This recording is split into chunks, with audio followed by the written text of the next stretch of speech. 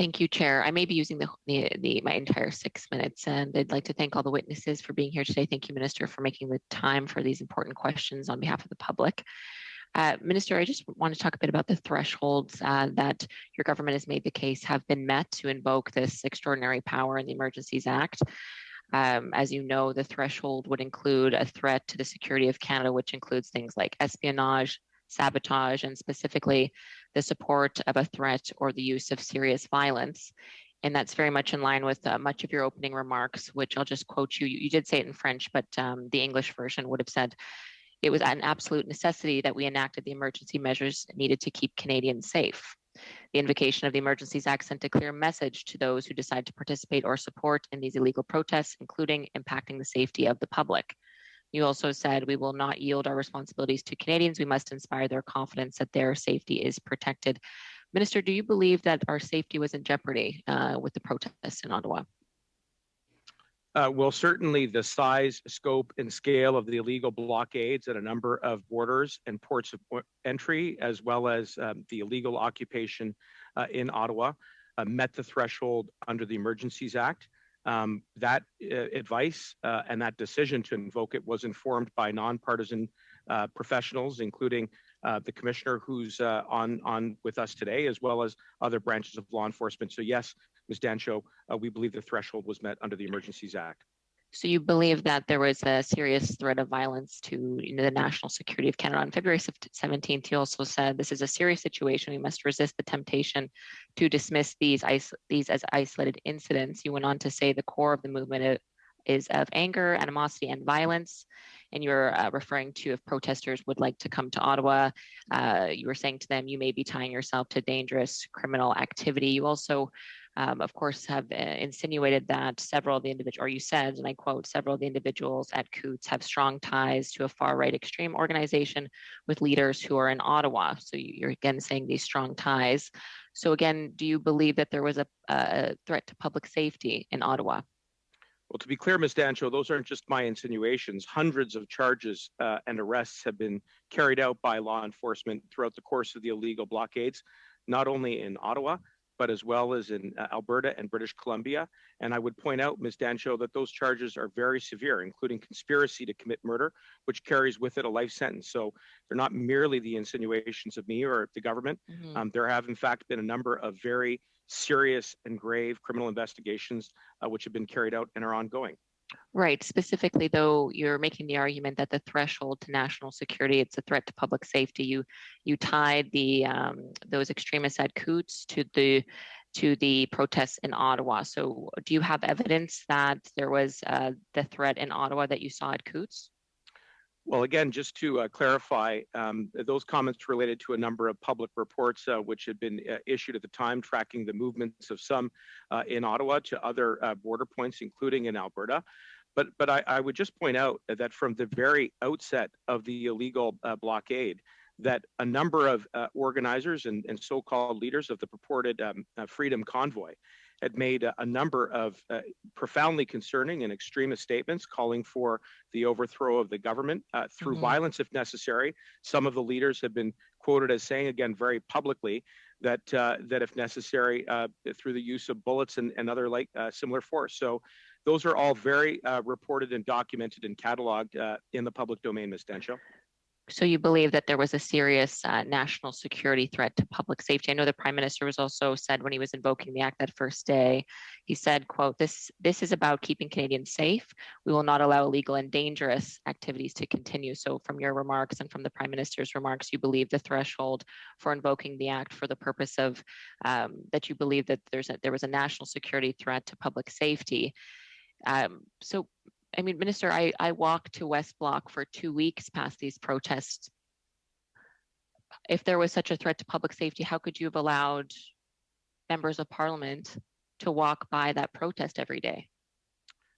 Well, I would say a couple of things in response to that, Ms. Dancho. First, as you know, the Sergeant at Arms, in coordination with the Parliamentary Protective Service and the RCMP, did offer additional protection for parliamentarians as well as staff who were working on the Hill. But the other thing I would say, Ms. Dancho, is respectfully, your experience was not the experience of the many thousands of Ottawans who were laid to siege as a result Minister, of... if I may just interrupt, I apologize, but just to be clear, you were saying the extraordinary high thresholds of these incredible, never before invoked emergency powers met the threshold that this was a national public safety security issue, and you connected it to the ongoings at Coutts. You're insinuating that that was happening in Ottawa. That's the main argument that you've made for the purpose of invoking this act.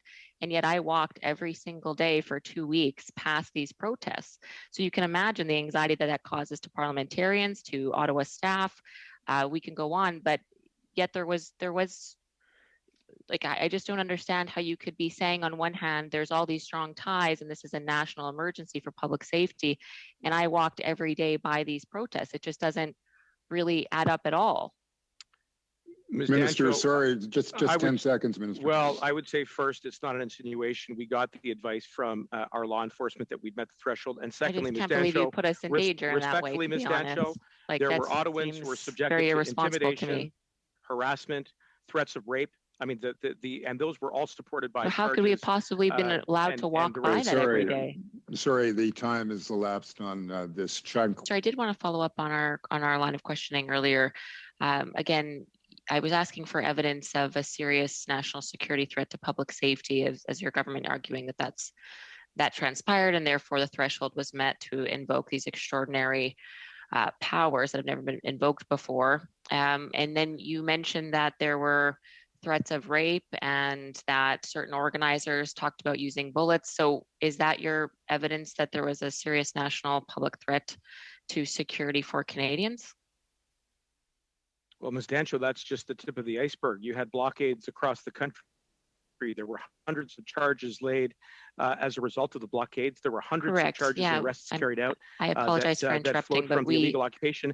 And correct, but again, I'm it's sorry, not just the insinuations is what I'm getting at, Ms. Dancho. Right, but the blockades, of course, they had to come down. They were illegal. But again, we're talking about the argument that was made by your government that the threshold, the very high threshold of a national threat to security, to the public safety of Canadians, that threshold was met. And then when I pressed you, you said that there was allegations of rape, and some organizers said something about bullets. So again, I was walking by those folks. So if you believe that that's true, again, I'll just ask you, why would you let us parliamentarians and women parliamentarians walk?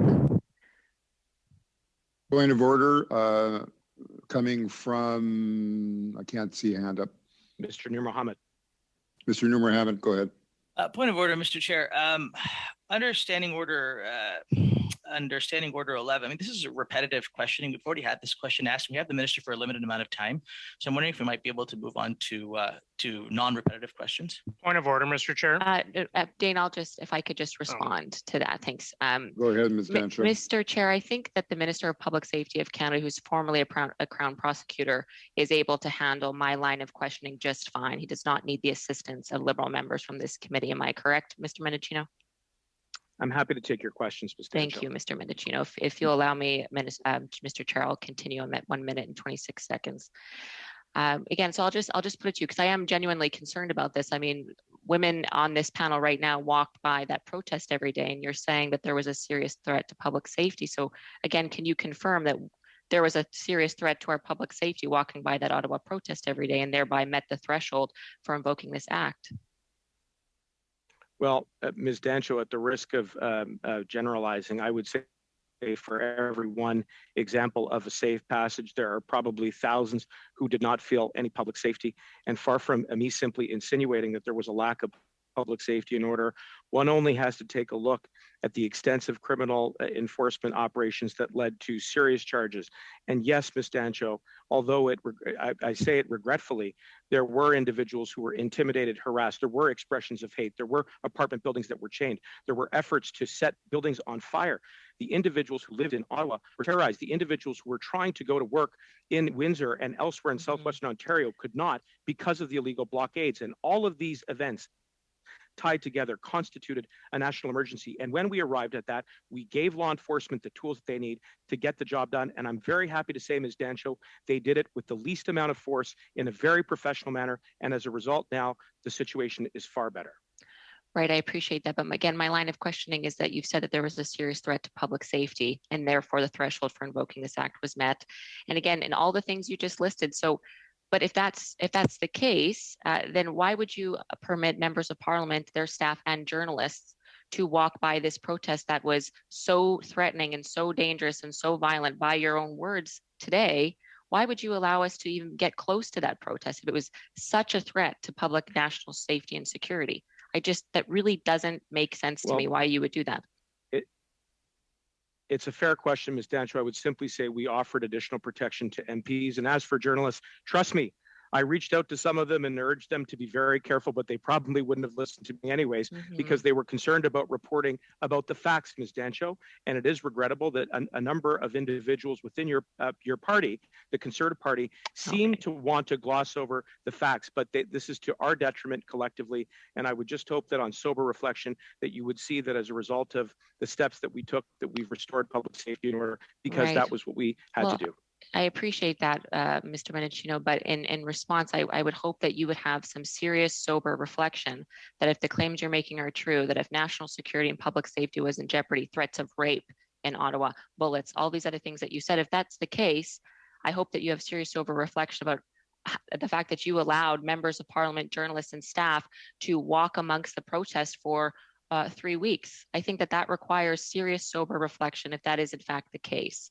Mr. Chair, I'll cede the rest of my time to Mr. Brock.